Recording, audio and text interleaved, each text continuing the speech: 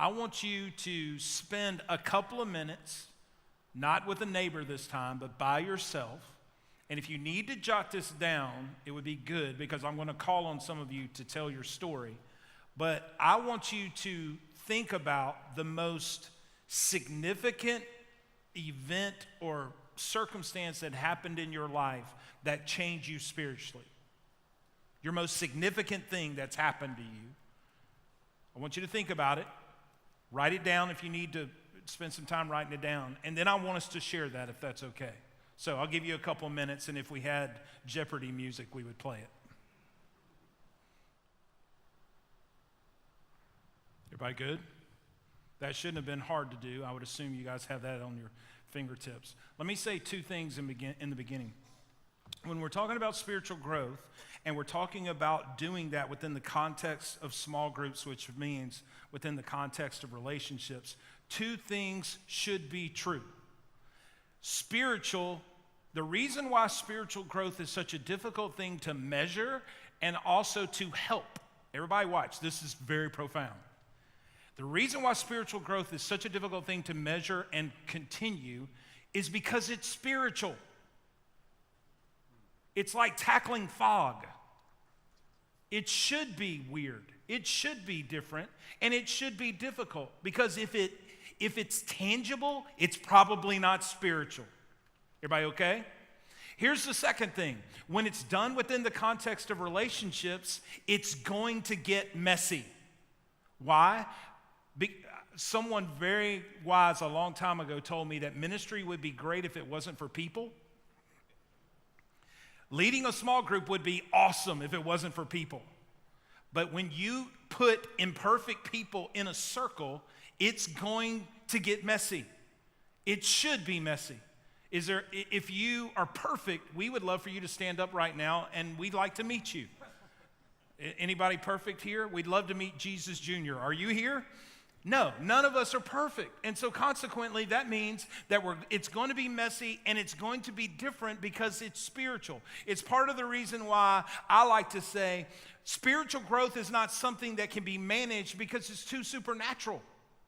You cannot manage spiritual growth because it's supernatural. It's spiritual. It's the Spirit of God, the only agent of change in the world, moving in the hearts and lives of people. And here's what that means. How many of you've been leading a small group for more than a year? Anybody in this room? Isn't this true? You guys are veterans. In fact, you should probably be teaching this. This is what you know. You know people, whether adults or whatever, that you didn't think anything was happening in their life spiritually. And you get a year and a half down the road, and then they tell you their story. And you're like, when did that happen? When did that life change happen? Well, the reason why you didn't see it is because it's supernatural. It also means this. Spiritual growth cannot be systemized because it's too personal. It's way too personal. Let me kind of put some context around that. If you're sitting in a circle like my wife and I do every single week, we have a small group at our church that we've been a part of. I've been a part of a small group since 1997. I shared with David today that I will never be a part of another church that doesn't do small groups. And the reason why is because I have grown more spiritually in the small group context than I ever did before. I didn't grow up in church. I became a Christ follower right before my sophomore year in college. But since 1997, my wife and I have been a part of a small group. For the last 2 years, we've had the present small group that we have. Because I am a professional Christian, the tendency is for people who do ministry to do small group with other ministry people. And we refuse to do that. In fact, the men and women that are in our small group, I meet with 3 football coaches. One's a professional football coach, and the other 2 are high school football coaches and their wives. The reason why for me is that football coaches do not care what they say. They're going to tell me the truth about me because they're used to doing that. The reason why my wife loves it is that football coaches and ministers are really the same people. We're never at home. And so it's an unbelievable context. But in that circle of 5 different couples, it's so personal what the Spirit of God is doing specifically in the heart of every individual that for us to try to systemize it would be futile. You do realize that every single person that sits in your small group is at a different place spiritually. Watch this. They come from different backgrounds. Their marriages are different. Their parenting philosophies are different. If you're a parent in the room, you know this better than anybody. Parenting philosophies can be the greatest breakup issues with friends. So because of that, you and I cannot systemize spiritual growth because it's way too personal. It also cannot be easily measured because it's gradual. Spiritual growth is gradual. None of us in this room move from 0 to 100. It's very, very slow. Some people will, what we love to do is we look at the story of Paul, whose name was Saul, and then he has this 70s music moment. He gets blinded by the light on the Damascus road, and we think that's what everybody's spiritual transformation should look like. It's not my story. It's probably most of our story, not our story. So what we know is that it is going to be gradual. You can't always see spiritual growth because it's spiritual. But the question then does become, how do we grow spiritually and how do we help people grow spiritually? Well, I would like to submit to you this question. Where do you believe sustained life change happens best? Where do you think, I want you to listen to the words I'm using carefully. Where do you believe sustained life change happens best? Anybody brave enough to answer? Who said that? She said relationships. Everybody, would you guys agree? The heart? Yep. You're both right. Who said that? Tell me, Zula, right? The coolest name in the house. Her name is Zula. Zula, if you don't mind, how old are you? How old are you? You don't ask women. Okay, I know I don't ask women that. I'm asking for your grace right now. I am 77 years old, David, and she nailed it. And I would make this assumption, Zula, that you didn't grow up in a church that had small groups. Sunday school, but not small groups. Watch this. We can think that sustained life change happens in rows. It happens in circles. It's about circles and not rows. Because most of us in this room, you're going to forget what I said and your pastor said by the middle of next week. But I have a suspicion that some sort of relationship is the reason why you have continued to grow spiritually.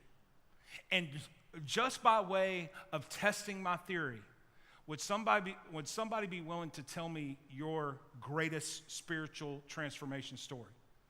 Doesn't have to be long. Just say it. Yes, sir. Tell me your name. Larry. I'm not going to ask you how old you are because Zula got me in trouble. 65. Okay, 65.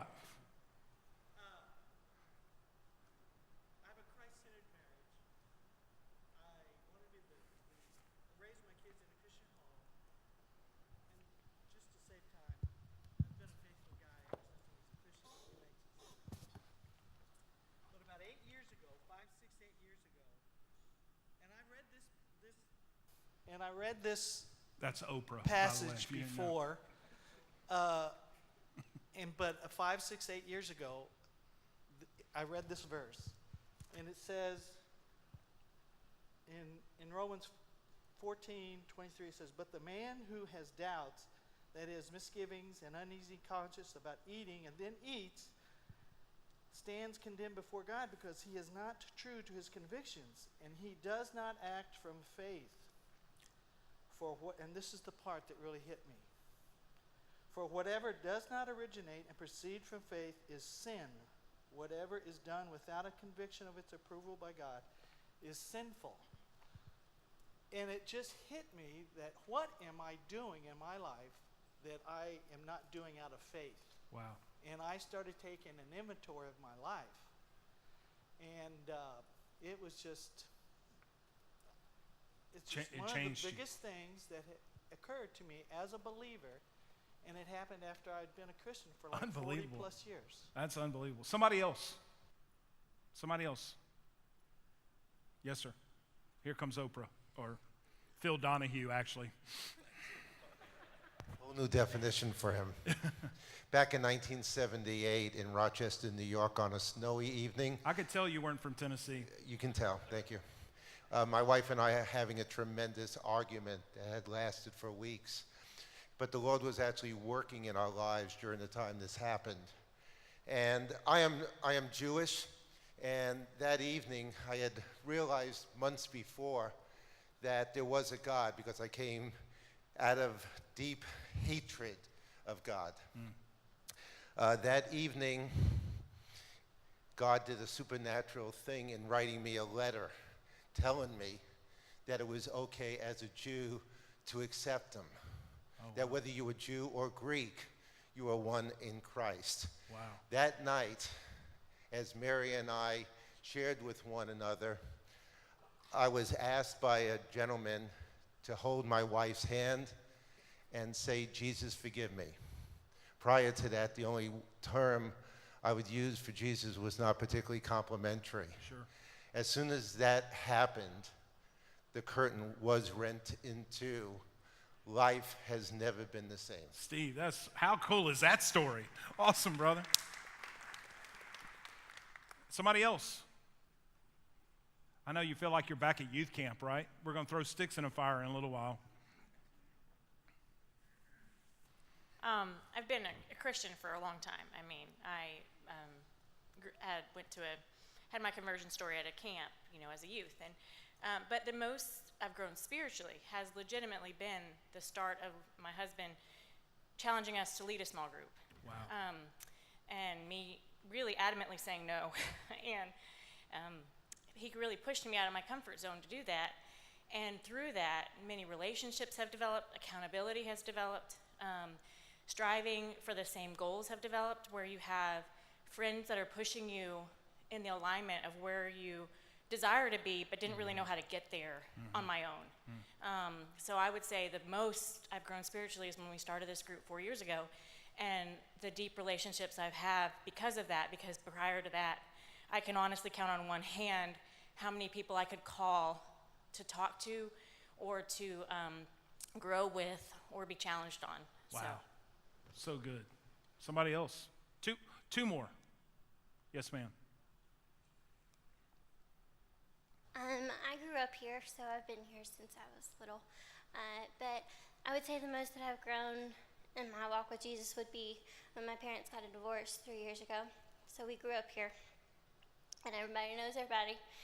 And I saw my mom stand for Jesus like nothing else. And I saw her small group come beside her and love on her like nothing. So then I decided, well, I want a group of friends like that. Wow. So I started my own small group. Unbelievable. Wow. Somebody else? One more? Anybody else at all? Yep. I would say mine's probably not a one time, that just, I would say mine's probably more gradual. I got saved when I was 7 years old at a church like just about a mile from here. And just sort of over my life, I've had Christian parents raise me and, in church. And, I probably always had questions, sort of uncertainties and things like that. And when after high school, I graduated and moved to California to do music and things like that. And one of my biggest worries was I was going somewhere that was sort of outside of my comfort zone. One of my biggest worries was that I wanted to make sure that I had Christian friends out there that I could count on. And so whenever I moved out there, God gave me that prayer. He answered that prayer. I had some good Christian friends that I met out there, and was able to get involved in a church out there. And then I also had opportunities out there to just sort of been able to help different people. I lived right on Hollywood Boulevard, a lot of homeless, things like that. And I just felt like there was just times where I was able to like share Christ, and through the experiences that I had throughout, you know, since then even, you know, I feel like I've been able to grow through my experiences and meeting different people. And now I moved back to Chattanooga. I didn't come to Silverdale when I was a kid, but I ended up coming over here afterwards. Found some similarities to here, and I got involved in music a little bit here. Really enjoyed that, and you know, but now I'm also doing small groups. So it's sort of just been real gradual, but it's also been, you know, each step has just brought me closer into being able to trust and, you know, trust God in different ways. So cool. Awesome. Yeah. Now, here's what's interesting about everybody's story that you just heard and everybody's story that isn't going to get a chance to share or you don't want to share. I don't know any of you at all, but I wrote down 5 things before I came that I would be willing to bet your story fits in one of these 5 things.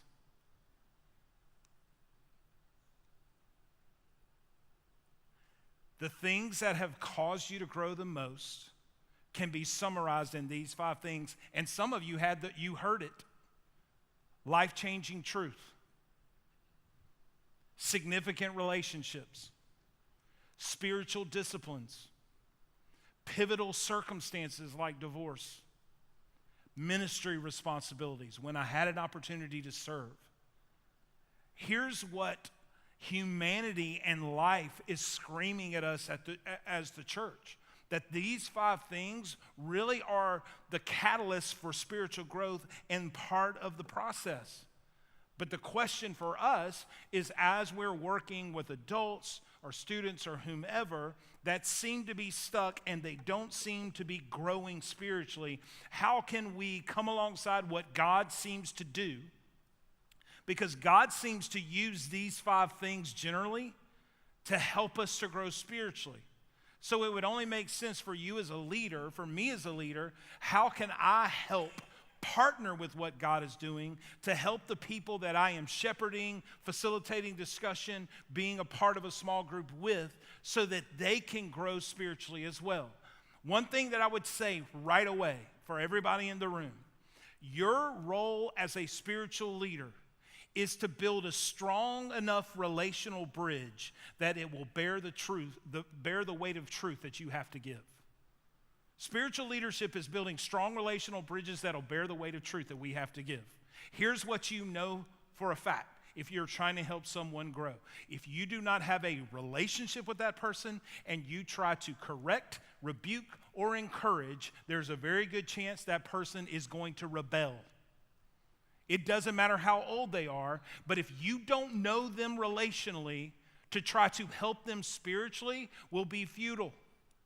And so your first and foremost responsibility is to build a strong relational bridge. That's why, and I know David pounds this all the time, but you showing up on a Sunday or whenever and not having built relational equity during the course of a week with whomever it is that's in your small group, and then expecting them to adhere to something that you're saying, that's really wishful thinking.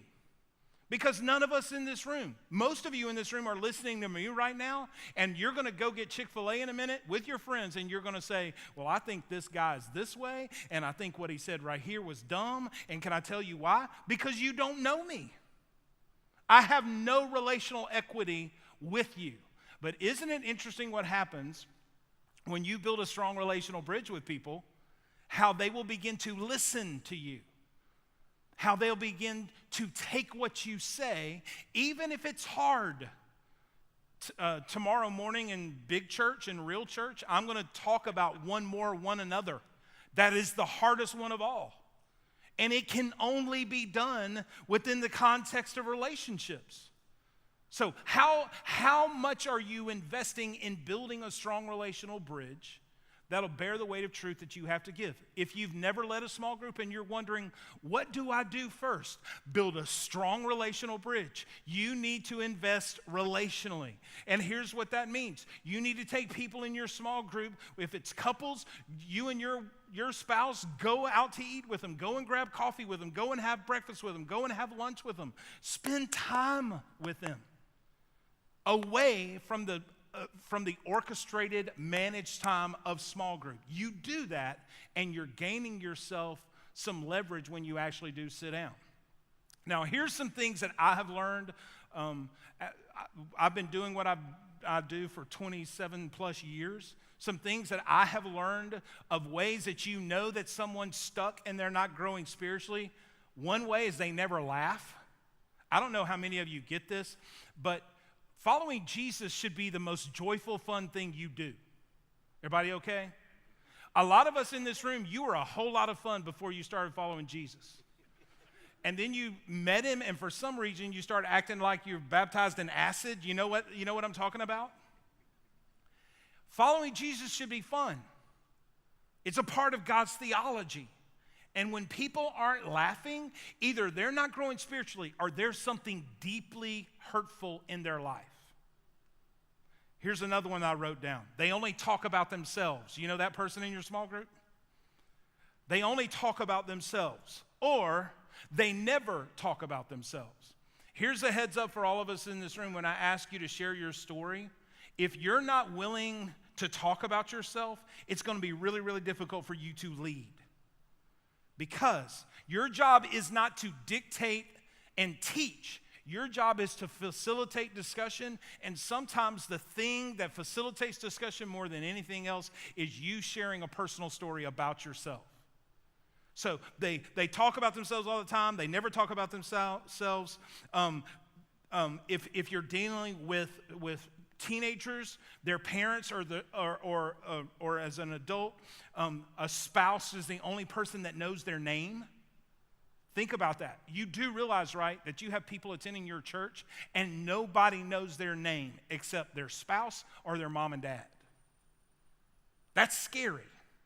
So just the fact when somebody walks in the room and you know their name, you've gone way far above and beyond. They act like they agree with you about everything that you say you believe. Because this should be, tension is a beautiful thing in a small group. Sometimes in our small group, we just like to throw the dookie up in the fan and let it go.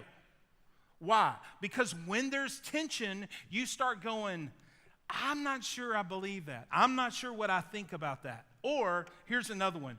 They seem unmotivated by anything. So here's what I want to do quickly. I want to talk about 7 things to start moving the people you're helping. Start moving them toward growing a little bit. It's incremental steps, but it's ways for you to move them out. Here's the first one. If you feel like there's somebody in your group that isn't growing spiritually, they're kind of stuck, move them to do something significant. Move them to do something significant. People get stuck when they don't know what it feels like to win. People get stuck when they feel like I'm not having any wins in my life. And so consequently, they'll just stop growing. And one of the most important critical things that we can do for people who are trying to grow spiritually is to help them do something significant. Here's one of the easiest ways for you to remember this, and I had them make this mile marker 2 for you. Jesus told a story in Matthew chapter 5, the Beatitudes, the Sermon on the Mount, in my opinion, the greatest utterances of Christ. One of the things that he said to this group of thousands and thousands of people that were listening to him that caused an uproar when he was talking is he looked at those that were listening and he said this: if a soldier demands that you carry his pack 1 mile, carry it 2 miles. Now here's what you need to know. Israel was under Roman oppression at the time, and it was a law that if a Roman soldier rode up to you and said, carry my pack, you were obligated by law to carry that pack for 1 mile. If you refused, you could be thrown in jail, beaten, tortured, or perhaps even killed. So when Jesus says to this Jewish following, if someone forces you to carry their pack if a Roman or a soldier forces you to carry their pack 1 mile, carry it 2. Every Jewish person that heard this probably went, "You're crazy. There's no way I'm doing that." But watch, here's what Jesus understood. The first mile you do under obligation. The second mile, God starts doing something in both of you. When's the last time you did something you didn't have to do? Think about this. When's the last time for whomever it is that you're investing in, they did something that they didn't have to do? Here's what I've learned about myself. When I take the first step on mile 2, God does something incredible. When I do something I don't have to do, God does something I didn't expect. And when people are stuck and it doesn't feel like they're growing spiritually, if we would encourage them, go and do something significant. Go and invest in somebody. Go and serve in the parking lot. Go and let's go here and serve these people in need. Let's go and paint this house for this person. Watch this. It starts breaking up the residue that's happening in their heart when they start doing something significant. Here's the second thing. Move people to discover their voice. This is almost like the first one. Move people to discover their voice. I think people get stuck because they don't know what they can do. And so part of their difficulty in getting connected to those things that God seems to use all the time is they don't think I'm significant and they don't feel like they have a voice.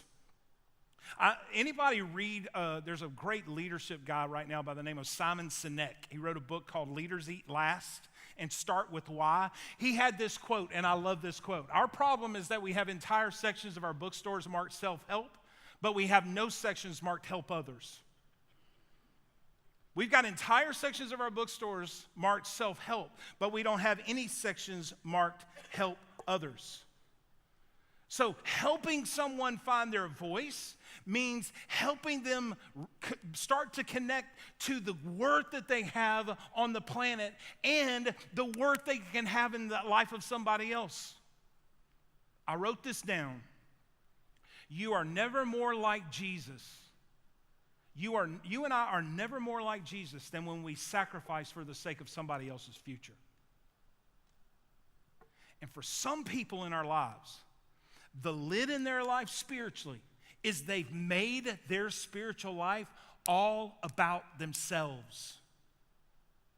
And when you start having them go, what is something that you can do that you don't have to do? And what is it that God's gifted you to do that you can help other people with? You start seeing change. Third one is the thing that you would expect me to say. Move people to know God. Move people to know God. People get stuck when they don't know what God can do. And if I were to summarize the spiritual disciplines very simply, it's this.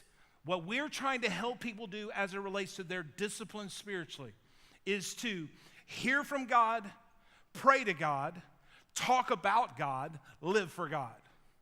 It's that simple. Hear from God. How do we hear from God? Well, He's given us this incredible collection of books we call the Bible.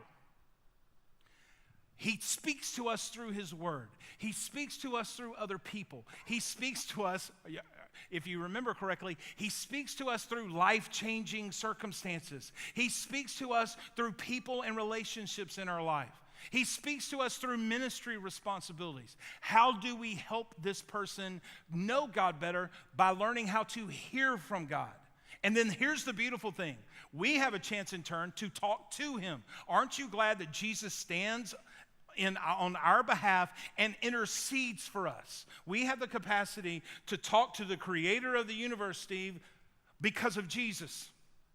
We now have a relationship with God because of Jesus. We can talk to the maker of this beautiful place called Chattanooga, Tennessee, and Lookout Mountain, and Tupelo Honey Cafe, and don't get me started on other restaurants. You live in an incredible place.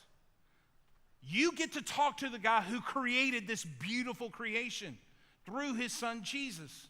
So we can hear from God, we can talk to God, and then we can talk about God. That's why small group is so important. Now check this out.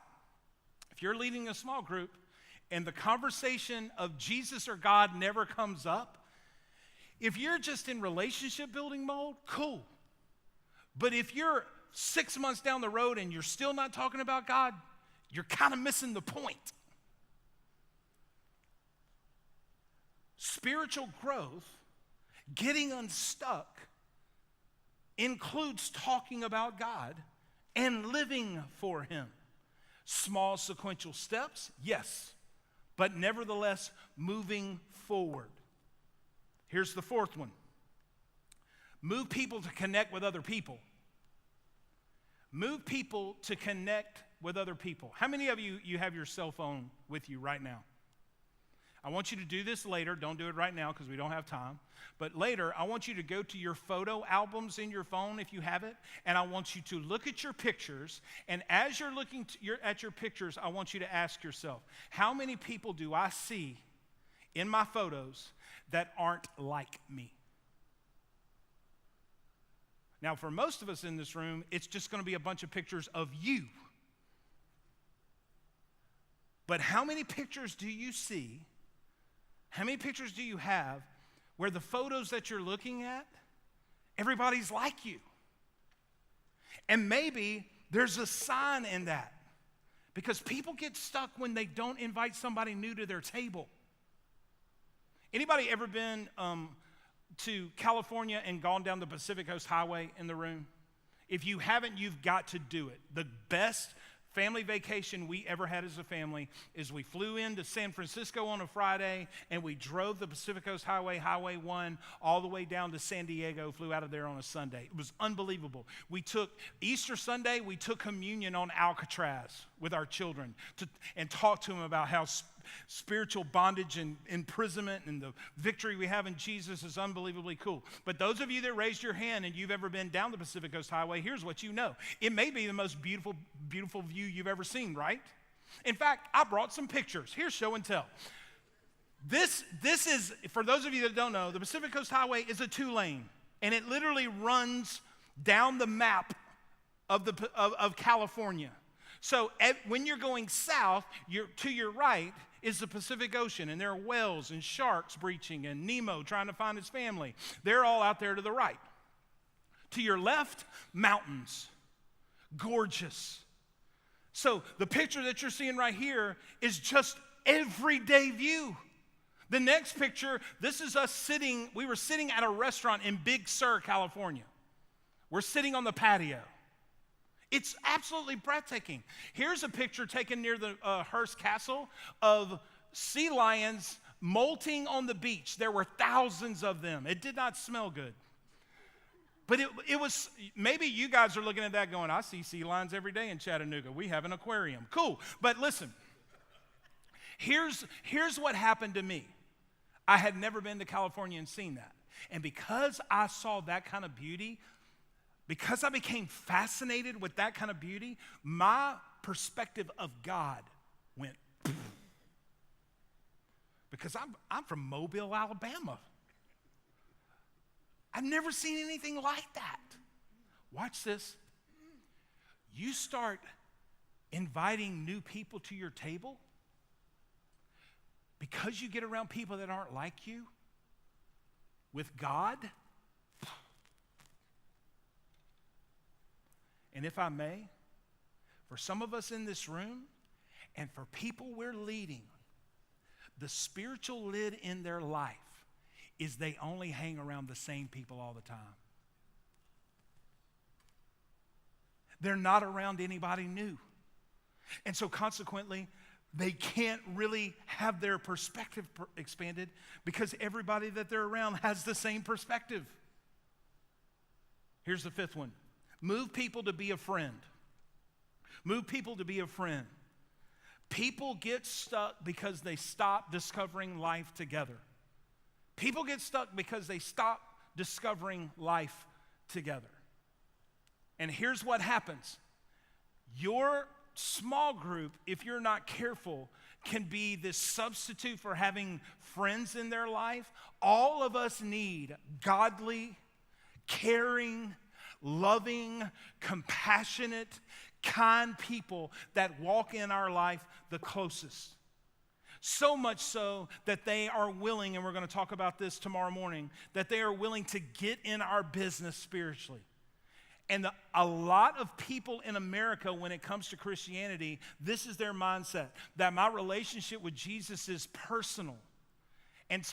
Or my relationship with Jesus is private and it's nobody else's business. Everybody look at me. Your relationship with Jesus is personal, but it is not private. My relationship with Jesus is private, like me breaking my arm right now would be private. If I broke my arm and there's a bone sticking out and blood's just like all over you, and you looked at me and said, Stuart, you broke your arm, I wouldn't look at you and go, shh, it's between me and God. It's none of your business. Isn't it interesting when it comes to physical brokenness? We want especially the men in the room, we want everybody to know when we are physically broken. But when it comes to spiritual brokenness, it suddenly becomes private. And you have people that are going to want to keep the broken parts of their life private. Here's what friends do. Friends draw them out into the open, which leads to the sixth thing. Move people to open up. People get stuck because they don't explain or can't explain what they feel. I wrote a couple things down that I want to read to you. I don't like reading while I'm talking, but I think these are important. People need a leader who will push them in conversations to speak, but they first create a foundation of acceptance and trust. So your small group has to be a place of complete acceptance and trust. Watch this, remember? Thumbs and pinkies and pull them in. Thumbs and pinkies and pull them in. Thumbs and pinkies and pull them in. It needs to be a place where they can be accepted and they're trusted. Here's the second thing that I've learned about humanity.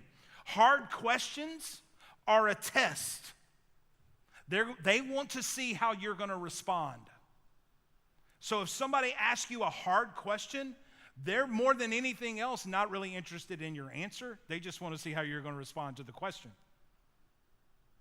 And by the way, the more you grow as a church, the more people are going to join small groups who are going to ask hard questions.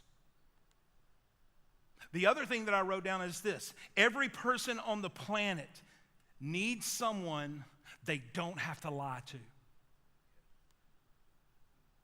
Will your small group, will you as a leader be that person for those people in your small group? And I want to remind us all of this. God created people. People created issues. People are not issues. God created people. People created issues. People are not issues. Every single person that walks up and down the streets and the halls of this church are people that have been created in the image of God. And watch this, ladies and gentlemen. They have issues, but they're not an issue. They've been made in the image of God. And to see them as an issue is to diminish the dignity they have, if for no other reason. They are created in the image of God. Here's the last one, and I saved it for last because it's my favorite. Move people to deal with Jesus. Move people to deal with Jesus. People get stuck because they mistake trivial things for crucial things.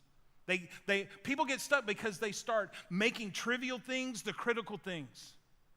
And everybody in the room, I want us to pay attention. This is really important. And if you're not listening right now, you could misconstrue something I'm about to say. You could go and tell your pastor, and I could be skinned alive and, beaten in front of everybody.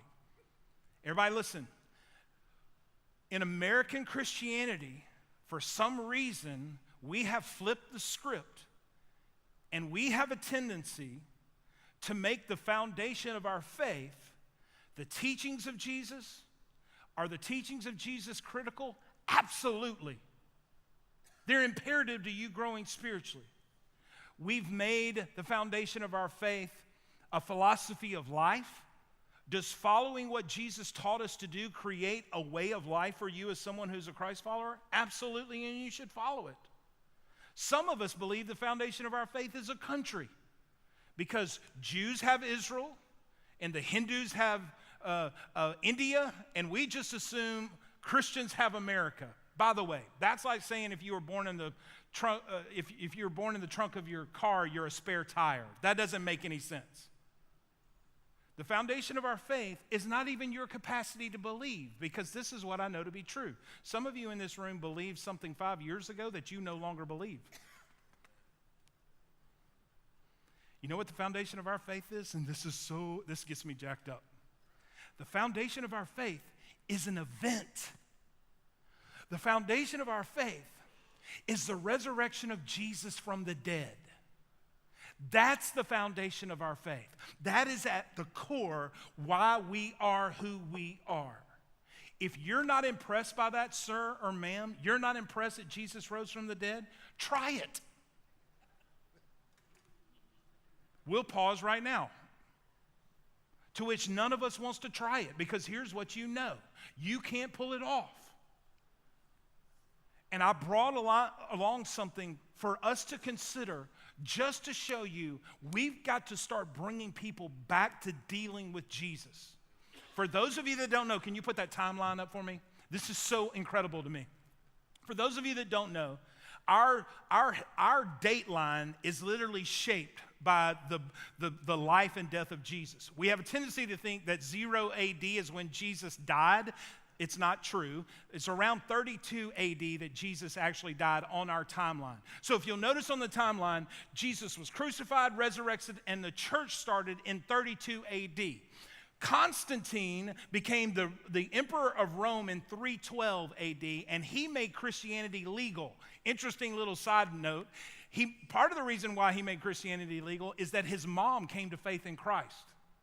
His mother met Jesus, and he also realized there was an uprising of people following Jesus in Rome, and he better do something about it or he was in trouble.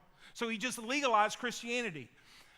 In 350 AD, in 1400, people found copies of the New Testament and Old Testament put together.